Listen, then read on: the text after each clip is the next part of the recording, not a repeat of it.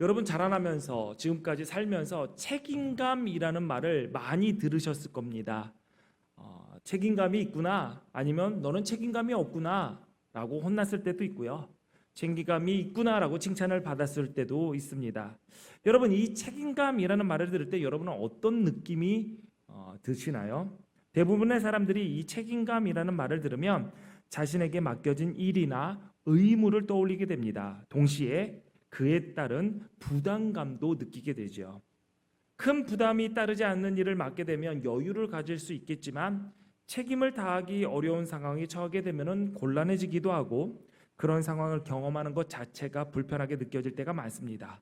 그래서 많은 사람들이 부담을 가지지 않고 편안하게 살려고 책임지지 않는 일들을 많이 맡지 않거나 덜 지는 것이 낫다라고 생각하게 됩니다. 여러분 어떻게 생각합니까? 책임을 지는 일들이 여러분들 얼마나 있는지 모르겠지만 그것을 놓는다면 여러분의 삶이 평안해지고 여러분이 여유가 있어지고 여러분의 행복이 만족이 삶의 만족도가 올라가게 될까요? 조사 결과가 있어서 제가 찾아봤습니다. 최근 갤럽에서 전 세계 1,500명 성인을 대상으로 진행한 설문조사에 따르면 결론부터 얘기하겠습니다. 책임감이 높은 사람일수록 삶의 만족도가 더 높다. 그것도 훨씬 더 높다라는 결과가 나왔습니다. 자기 책임감을 다하는 사람들은 공통점이 있어요. 뭐냐면 자신의 삶을 주도적으로 이끌어가면서 그로 인해서 자존감과 자신감이 높게 형성이 되었다고 합니다. 동시에 이들은 자신의 삶의 의미와 목적을 분명하게 발견을 하고 어떤 중요한 일을 대하고 결정을 내릴 때 타인의 눈치나 사회적인 압박에 휘둘리지 않고 높은 자율성을 바탕으로 빠른 판단을 내리는 경향이 있다고 합니다. 반면에 책임을 회피하는 사람들, 뭔가 있으면은 다른 사람들에게 떠밀고 미루고 하는 사람들은 일반적으로 삶의 불만족 지수가 높게 나왔습니다. 이들은 어려운 상황뿐만 아니라 부담이 적은 단순한 일에도 책임을 회피하거나 남에게 미루는 경향이 강하게 드러났는데요. 또한 자율성이 낮아서 타인의 눈치를 많이 보고 사회적 압박에 따라서 어쩔 수 없이 수동적으로 행동을 결정하는 모습을 보였다고 합니다. 그러니까 여러분이 살면서 저 사람은 시키는 것만 해 라는 말을 들었다면 자신은 책임감이 조금 결여되어 있는 사람이다라고 보시면 돼요. 여러분 주변에 그런 거 있잖아요. 사람을 평가할 때 알아서 잘해 랑 쟤는 시키는 것만 해. 더 안 좋은 사람은 뭐냐면 시키는 것도 안 해가 있습니다. 근데 수동적으로 산다라는 거예요. 책임감이 없는 사람들. 그런데 이 수동적인 사람, 이게 모든 게 다 연결이 되더라고요. 이런 외부의 압박으로 인해 움직이는 경우가 대부분이다 보니까 맡은 일의 크기나 양과는 상관이 없이 늘 심리적인 압박을 받고 있다는 거예요. 그러니까 일이 나에게 내가 자율적으로 한 게 아니라 수동적으로 주어진 일이기 때문에 작은 일을 맡아도 스트레스가 커지고 그로 인해서 불안감을 자주 호소하고 불안을 경험하며 중요한 결정을 내릴 때 책임을 다해서 성취한 경험이 부족하기 때문에 내적인 충족감, 자아를 존중하는 존중감 수치가 굉장히 낮게 나왔다고 합니다. 여러분 책임감 하나가 인생의 질을 결정한다는 사실을 지금 제가 말하고 있는 거예요. 결국 이러한 심리적인 불안정성으로 인해서 삶의 질이 저하되는 경향이 두드러진 게 책임을 회피하는 사람들의 삶의 모습에서 드러났다는 겁니다. 이 설문 결과를 보면 이 책임감이라는 것은 단순히 의무를 잘 지키고 행하는 것 이상의 깊은 의미를 가지고 있다는 거죠. 나 편하기 위해, 내가 부담을 갖지 않기 위해, 내가 여유롭기 위해 나의 책임, 나에게 주어진 일을 회피하고 타인에게 떠넘기려는 행위는 도리어 우리를 불안과 스트레스 속으로 몰아넣고 결국 삶의 질을 떨어뜨리게 만든다고 합니다. 그래서 우리가 자신의 책임을 받아들이고 그 책임을 충실하게 감당할 때 하나님께서 우리에게 부어주시는 평안과 만족과 보람을 맛볼 수 있다는 겁니다. 단순히 이건 개인적인 성취감을 넘어서 신앙생활에도 마찬가지입니다. 하나님 나라의 사역을 이루어나가는 과정에서도 이 책임감은 중요한 열매를 맺게끔 우리를 이끌어 준다라는 것이죠. 우리 서로 인사하겠습니다. 이렇게 인사해 볼까요? 책임감 있게 살아가며 하나님께 영광 돌리십시다. 인사합니다.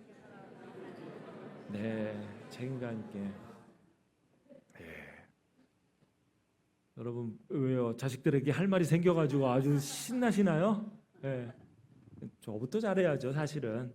사실 책임감이 저도 말씀을 준비하면서 이렇게까지 하나가 무너지면은 모든 것이 무너지는구나라는 것을 명확하게 드러나는 조사 결과가 있는 걸 보고 굉장히 놀랐습니다. 여러분, 하나가 잘 되면 나머지도 다 잘 됩니다. 더 중요한 건 뭐냐면 하나님을 바라보는 그 방향, 태도, 신앙의 모습이 제대로 되어 있다면 모든 것이 다 잘 될 수밖에 없다는 사실을 잊지 마시기 바랍니다. 그래서 여러분 예배에 성공해야 돼요. 뭐 예배에 성공하면은 목사님 좋아하시지? 뭐 내가 의무를 다했지? 그게 아니라 예배에 성공해야지 하나님께서 허락하시는 복과 은혜와 은총과 하나님을 향한 마음과 성실한 신실함과 이런 모든 것들이 다 질서를 잡게 되는 것입니다. 그러니 여러분들 오늘 예배도 승리하시기를 바랍니다.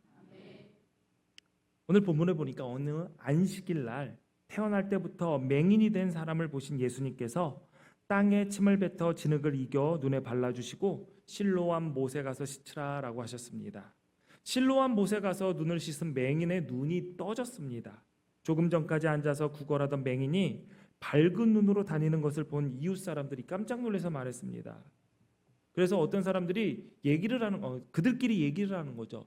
그 사람인가? 아니다. 그 사람 닮은 사람이다 라고 헷갈리기 시작했어요.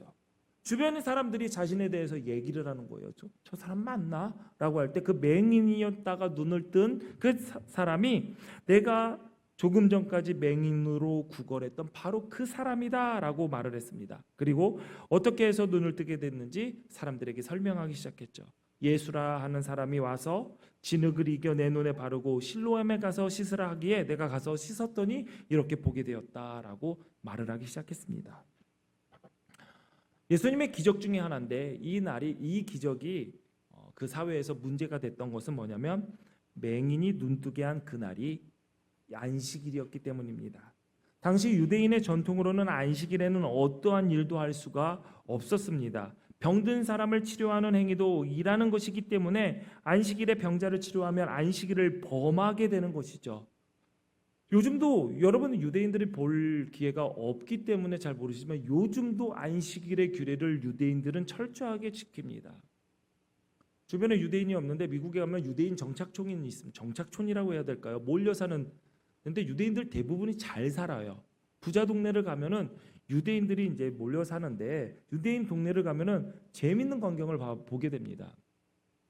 제가 지난번에 뉴욕에 갔을 때 좀 잘 사는 동네, 유대인들이 몰려 사는 동네에 사는 그 뉴욕 기독교회 장로님에게 아침 식사를 초대를 받았습니다. 신기하죠? 왜 아침에 식사를 초대를 하는지? 왜냐하면은 아침에 식사를 초대를 하는 게 좋은 게 뭐냐면 아직 시차 적응이 안 된 상태에서 아침이 저녁입니다. 그러니까 많이 먹을 수 있는 시간이기 때문에 아침에 식사를 초대를 해요. 아니나 다를까 저녁에 되면 안 들어가요. 왜냐하면 날밤을 새고 새벽에 먹는 거니까 안 들어갑니다. 근데 아침에는 막 들어가요. 근데 거기에 아침 식사를 먹으려고 가는데 비가 주룩주룩 내려요. 근데 가는 길에 우비를 입은 사람들이 이렇게 길을 가는 것을 보게 됩니다. 뭔가 봤더니 유대인이에요. 모자를 쓰고 어디를 가냐면은 토요일이기 때문에 회당에 가는 거예요. 비가 오는데 비를 맞고 걸어갑니다. 왜 그럴까요? 우산 쓰는 것도 일이 됩니다. 그래서 우비를 입어요. 차 타고 가면 되지 않느냐? 안식일에 차 타고 가면 안 됩니다. 걸어가야 됩니다. 근데 걸어가는 키로수도 정해져 있어요. 이 키로수를 넘어가면 안 돼요. 그렇기 때문에 유대인들이 사는 그 마을에는 곳곳에 군데군데 회당이 있습니다. 정확하게 몇 킬로 이상을 걸어가면 안 되니까 유대인이 이사 왔다 그러면 회당을 옮겨요. 올 수 있게 유대인의 규례를 지킬 수 있게 안식일의 규례를 지킬 수 있게. 여러분, 지금도 그렇게 사는데 예전에는 얼마나 심했겠습니까? 그러니까 사람들은 예수님이 안식일에 병자를 고친 것이 병자를 고친 것이 중요한 것이 아니라 안식일의 규례를 지키지 않은 것이 더 중요했던 것입니다. 사람들이 이야기하기 시작했어요. 예수라는 사람이 안식일의 규정을 위반했음에도 불구하고 맹인의 눈을 뜨게 해주었다. 이 사건을 우리가 어떻게 받아들여야 되느냐? 이것이 굉장히 큰 이슈가 되었습니다. 그래서 사람들은 눈뜬 사람을 바리새인에게 데리고 갔죠. 당시 종교 지도자, 종교의 전문가에게 이 상황에 대해서 명쾌한 해답을 듣고 싶었던 것입니다. 바리새인들 사이에서도 이 일 때문에 분쟁이 일어났습니다. 어떤 한쪽 부류는 이렇게 얘기한 거죠. 예수님이 안식일을 지키지 않았기 때문에 비록 기적이 일어났다 하더라도 기적과 상관없이 하나님께로부터 온 자가 아니다 라고 단정한 부류가 있는가 하면, 또 어떤 부류는 죄인인 평범한 사람이 어떻게 이런 표적을 일으킬 수 있느냐, 예수님이 행한 기적은 하나님으로부터 온 것이다 라고 주장하기도 했습니다. 그런데 그들에게 이제 어떠한 주장으로 모아졌냐면, 그 주장이 모아졌냐면, 그들은 예수님을 하나님의 아들임을 부정하고 죽이려고 했던 사람들이었기 때문에 당연히 예수님이 맹인의 눈을 뜨게 한 것, 특별히 안식일에 눈을 뜨게 한 것은 믿을 수가 없었고 믿으려 하지 않았고, 이것은 결론을 딱 졌죠. 거짓말이다라는 결론을 지었던 거죠. 뭐냐면 예수님을 만나서 고침받았던 남자가 실은 맹인이 아니었고 맹인 흉내를 내다가 예수님에게 들켜가지고 곤란한 상황이 되니 예수님께서 나를 고쳐주셨다라고 얘기하는 것일 것이다 라고 해서 증인으로 그 맹인의 부모를 부르게 됩니다. 그래서 물어보죠. 정말 태어날 때부터 네 아들이 맹인이었느냐? 그러자 그 부모는 눈뜬 사람이 내 아들이 맞다. 그리고 그 아들은 맹인으로 태어났다 라고 대답을 했던 거죠. 그러나 자기 아들이 어떻게 눈을 뜨게 되었는지 모르니 아들에게 직접 물어봐라 라고 얘기를 한 겁니다. 본문 22절에 보니까 그 부모가 이렇게 말한 것은 이미 유대인들이 누구든지 예수를 그리스도로 시인하는 자는 출교하기로 결의하였으므로 그들을 무서워함이러라 라고 했습니다. 이것을 보아 맹인의 부모는 예수님이 자기의 아들의 눈을 뜨게 해주셨다라는 것을 알고 있었다라는 것이죠. 그리고 동시에 예수님을 그리스도, 구세주, 메시아라고 할 경우 출교당한다라는 그 유대인의 결의 또한 알고 있었던 것입니다. 그래서 맹인의 부모가 우리의 아들은 맹인이었다. 그런데 지금 눈을 떠서 보게 되었다. 누가 고쳐줬냐? 예수님이 고쳐줬다라고 얘기를 하면 예수님을 그리스도로 시인하는 것이 되기 때문에 출교당할지도 모른다라는 두려움에 빠졌던 것입니다. 출교, 회당의 출입을 금하는 것입니다. 회당은 유대인들의 모임이자 예배를 드리는 곳이었어요. 그래서 회당에 못 들어오게 되면은 유대인의 모임에도 못 들어오게 되는 거고 예배도 못 드리게 되는 것입니다. 교회를 따지면은 여러분 가운데 누군가가 출교를 당했다라고 하면 이 교회에 못 들어오는 거예요. 혹시 여러분 가운데 교회에서 나 못 들어오게 해서 어쩔 수 없이 예배를 못 드렸어요라고 엄마한테 말하고 싶은 분들이 계실지 모르겠어요. 그런 분은 없을 거라고 믿습니다. 근데 이게 당시 예배를 못 드리게 막는 것으로 끝나는 것이 아니에요. 유대인의 회당에 출입을 금하는 것은 유대인의 공동체로부터 추방을 의미합니다. 출교를 당한 사람은 회당에 못 들어오고요, 모임에 못 모이고요, 물건을 사고 파는 거래를 못하게 됩니다. 그 사람과 같이 밥을 먹어서도 안 되고 그 사람을 도와줘서도 안 되고, 한번 출교를 당하면 모든 인생이 끝나는 거예요. 경제활동도 끝나고 사회 진출도 어렵고 누구랑도 대화도 못하고 완전히 왕따 당하는 것입니다. 출교당한 사람 곁에 2m 이상 떨어져야 된다는 규정까지 있었어요. 출교당한 사람이 죽으면 그를 위해서 장례를 치러주거나 그를 위해 울어서도 안 됐습니다. 완전히 무존재, 투명인간 취급을 했던 것이죠. 그러므로 이 출교라는 것은 단순히 회당에 들어오지 마라는 것으로 끝나는 것이 아니라 한 사람을 사회적으로 완전히 매장시키고 격리시키는 형벌이었던 것입니다. 그러니 맹인의 부모가 출교를 두려워한 것은 당연한 일이라고 볼 수 있었던 것이죠. 그래서 부모가 그 출교를 당할지 모르는 위험을 피하고자 그가 장성하였으니, 그가 성인이 되었으니 나에게 물어보지 말고 그에게 직접 물어보십시오 라고 대답을 회피했던 것입니다. 증언의 책임을 피하고 도망갔던 것이죠. 그러나 그 부모의 대답 참으로 터무니없는 것이었습니다. 그에게 물어보소서 했던 그는 자신의 아들이었다라는 것이죠. 아들이 예수님을 만나 눈을 뜨게 되었어요. 당시 장애를 가지면은 죄 때문에 장애를 가졌다라는 생각을 가지고 있었어요. 근데 태어나면서부터 장애를 가진 자는 부모가 죄를 지었기 때문에 자식이 그 죄의 대가로 이 장애를 가졌다라고 생각을 하고 믿었습니다. 그렇다면 그 부모는 이 아들을 보면서 어떠한 마음이었을까요? 나의 죄 때문에 내 아들이 보지 못하는구나라는 죄책감을 가지고 있었을 겁니다. 사회에 진출도 못하고 하고 싶은 일도 못하고 그래서 구걸하며 살 수밖에 없는 아들의 모습을 보면서 마음이 아팠겠죠. 나 때문에, 내 죄 때문에 제가 저렇게 살아가는구나.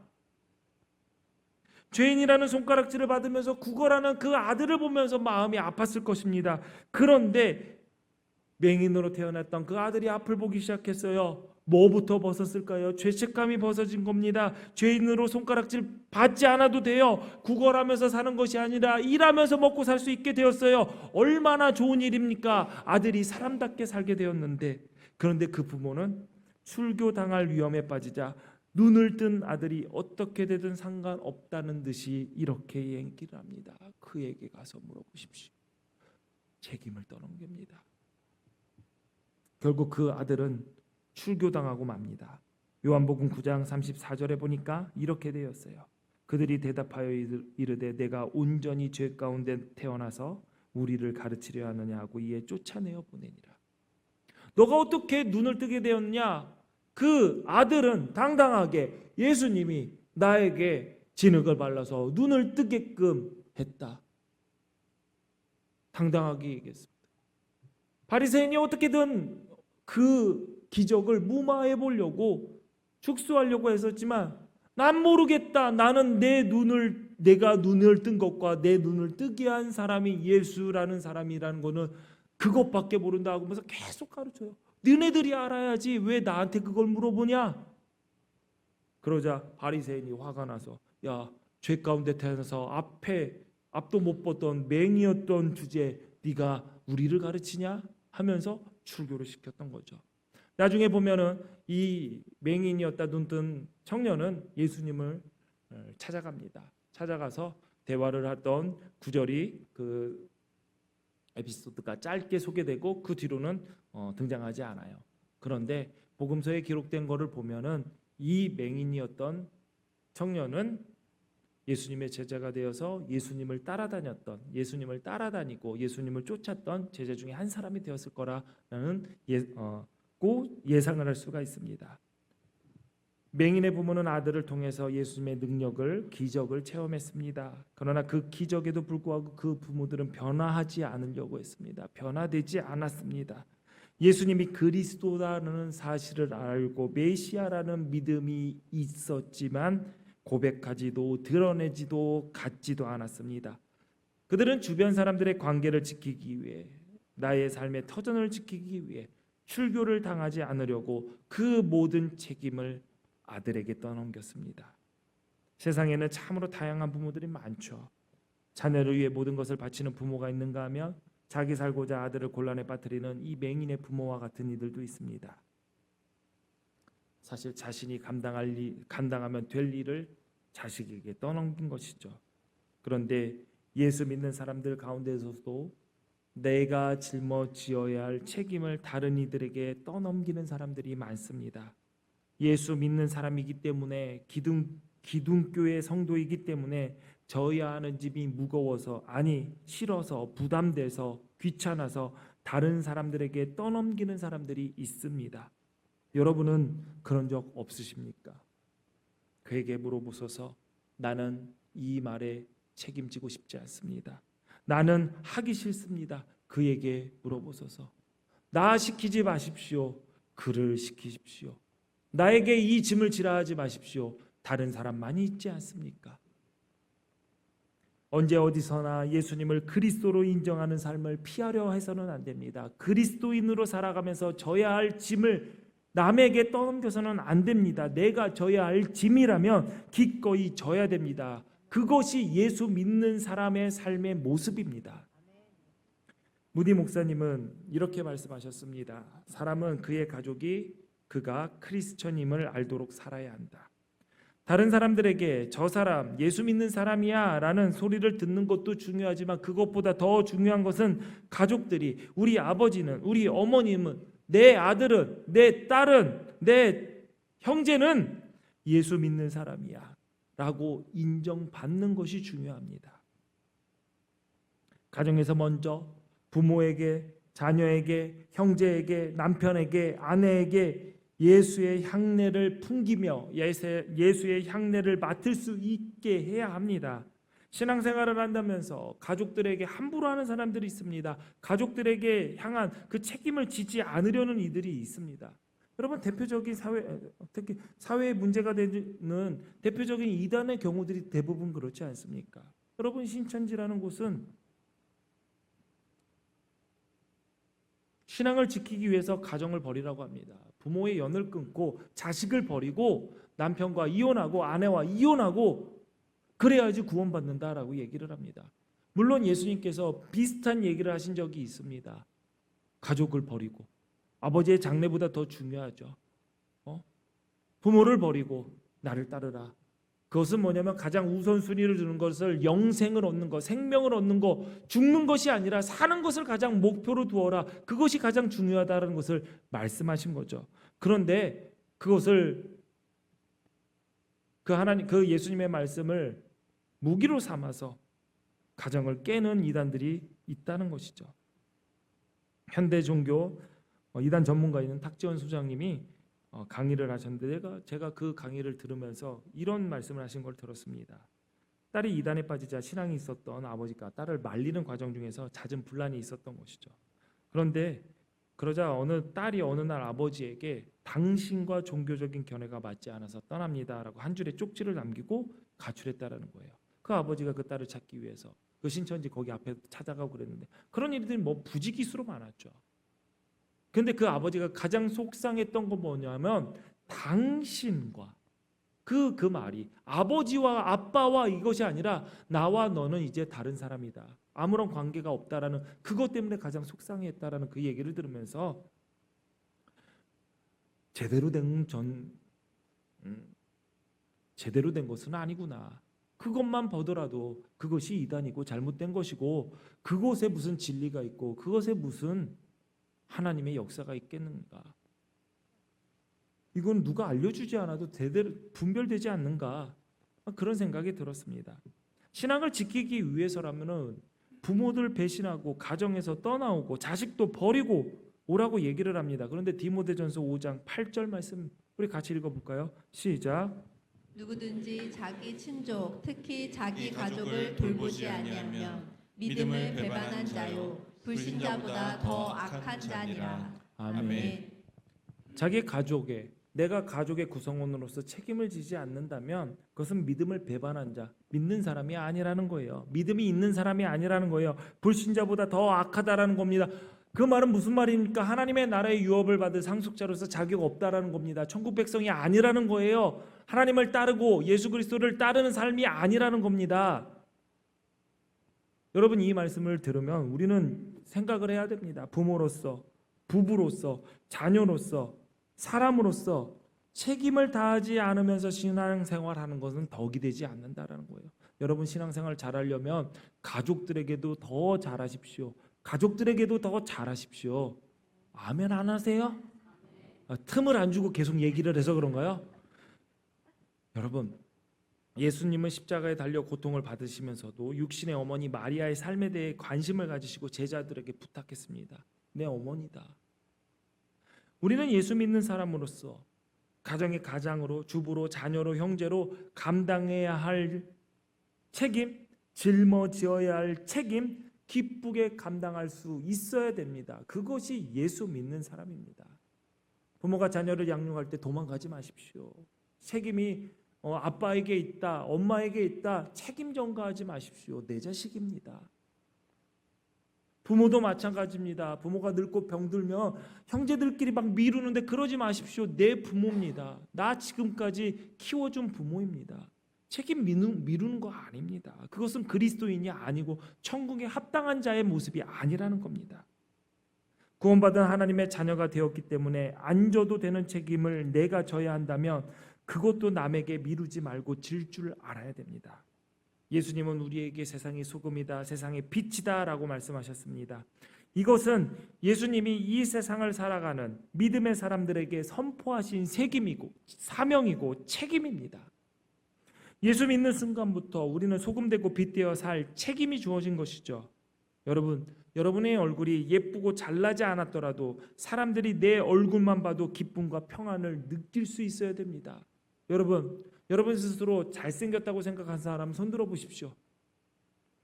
저밖에 없군요. 난 예쁘다. 우리 권사님 드신 건가요? 긁으신 건가요? 꼭 이럴 때 긁으시는 분 계시는데 그렇게 얼굴에 자신이 없으세요? 그렇다면 여러분 웃는 연습이라도 하세요. 제 딸이 지 동생에게 이렇게 얘기를 하더라고요. 야, 너 일로 와봐. 너 거울 보고 웃는 연습이라도 해. 왜 그래? 그랬더니 표정이 안 좋으면은 참 없어 보인다라는 거예요. 주변의 사람들도 불편하게 하니까 웃는 연습을 해요. 그러면서 그래요. 나도 웃는 연습해. 웃는 연습해.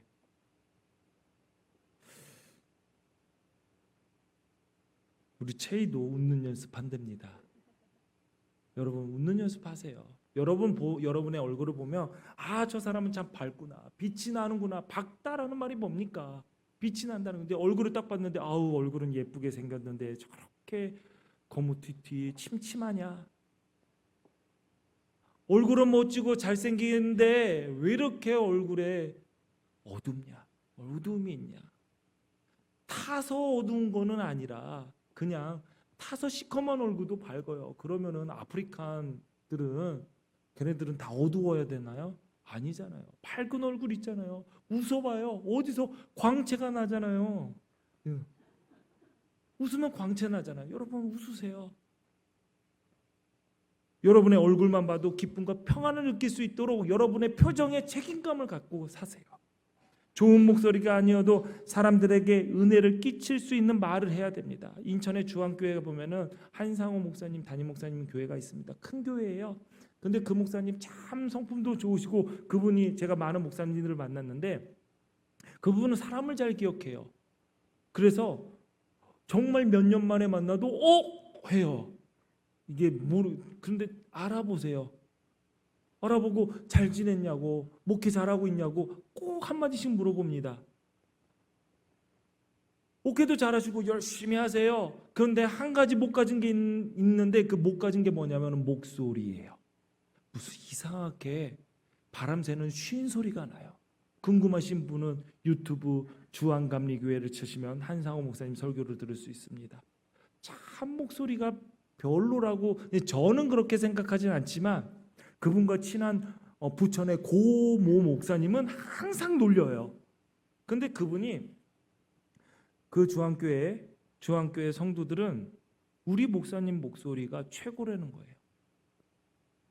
우리 목사님의 그 신소리를 들어야지 하늘의 음성을 듣는 것 같고 하나님의 음성을 은혜가 된다라는 거예요. 그 목소리로 들어야지. 여러분 목소리 솔직히 객관적으로 얘기하면 그게 은혜로운 목소리가 아닙니다. 오히려 제가 더 낫지요. 목소리 왜요? 저 별로예요? 저 목소리 좋다는 얘기 잘 들어요. 근데 그 목사님에 비하면 제가 목소리는 훨씬 퀄리티가 높습니다. 확실히.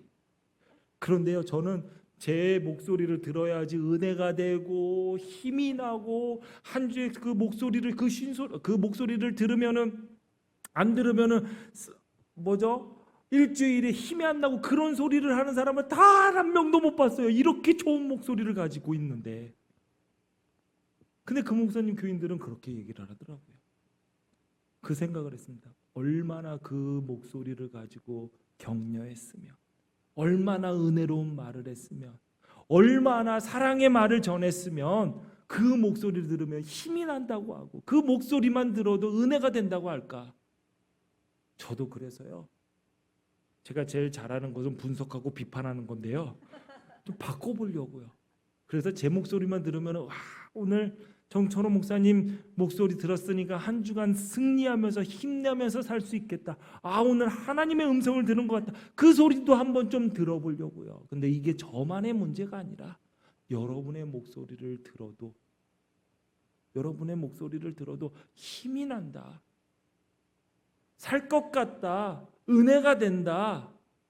라는 소리를 들어야죠. 여러분의 목소리만 들려도 후다다다닥 다 도망가고, 내가 와가지고 할렐루야 했는데 제 목소리로 할렐루야 했는데 무슨 바퀴벌레가 불 켜면 다 도망가듯이 주변의 사람들이 사라지고 목소리만 들어도 그런다면 여러분 그게 얼마나 비참한 인생입니까? 여러분, 여러분의 목소리에도 책임감을 가지셔야 됩니다. 여러분 책임감 가질 거 참 많지 않습니까? 얼굴 표정, 목소리. 여러분 그리스도의 위로의 말을 하십시오. 여러분의 표정으로 어둡고 컴컴한 이 땅에 소망의 빛을 비춘다라는 책임감을 가지십시오. 그래서 여러분 때문에 여러분의 주변의 사람들이 야, 너 때문에 살맛 난다. 우리 기독교의 공동체 때문에 야, 정말 살맛 나는 세상이다. 이 동네 참 좋은 동네다. 그런 소리를 듣게끔 하자고요. 감사합니다. 여러분, 우리가 일터에서 학교에서 하나님의 사람으로 살아가려면 책임져야 할 것들, 당해야 할 위험들도 있습니다. 그런데 잘 생각해 보세요. 소금은 녹아야지 짠맛이 나고 빛은 무언가가 타야지 빛을 낼 수가 있습니다. 내가 녹아져야지, 내가 나를 태워야지 책임질 수 있든 책임감 있게 살아갈 수 있다라는 거죠. 그게 싫어서 남에게 너가 타, 네가 녹아 책임을 떠넘기는 부끄러운 모습이 돼서는 안 됩니다.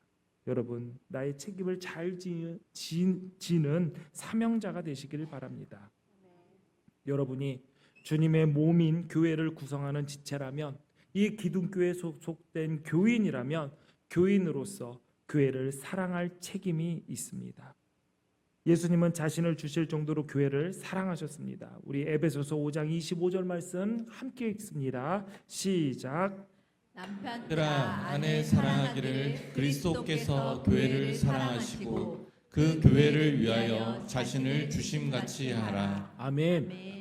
교회를 위하여 자신을 주셨다라는 말이 무슨 뜻입니까? 모든 것을 주고 희생하셨다라는 겁니다. 심지어 생명까지 주셨어요. 그래서 사도행전 20장 28절에는 교회를 가리켜서 하나님이 자기 피로 사신 교회라고 하고 있습니다.